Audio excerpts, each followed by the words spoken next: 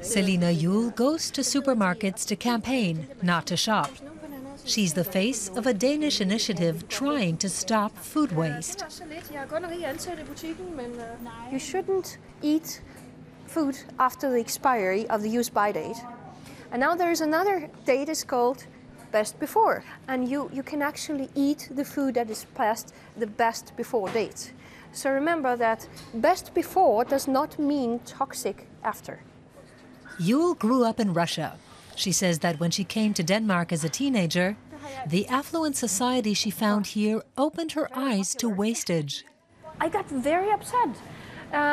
So 8 years ago I started out a Facebook group. It's called Stop Wasting Food. And 2 weeks later we were in national media. And today we have become the biggest Danish organization against food waste. We're 63,000 people just on Facebook, so it's huge.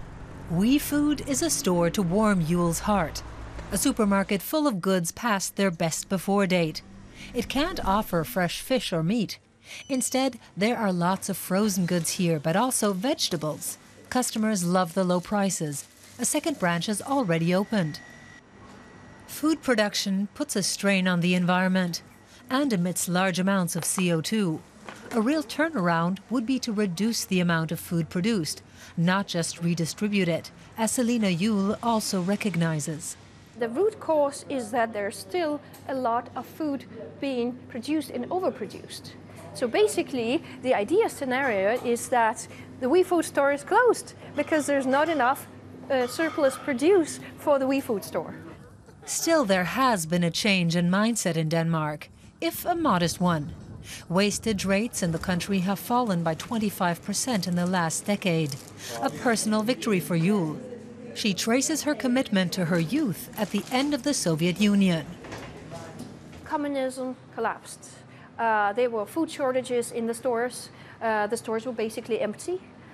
So we wasted no food because basically there was no food to be wasted, and we had huge respect for food. Juhl hopes to get the big supermarket chains to start offering rebates on single products rather than volume discounts. But above all, she says, customers have to get involved in fighting waste.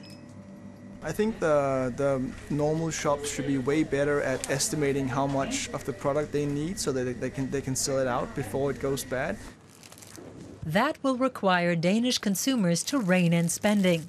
So activists like Selina Juhl are hitting supermarkets to enlist them in the fight against wasting food.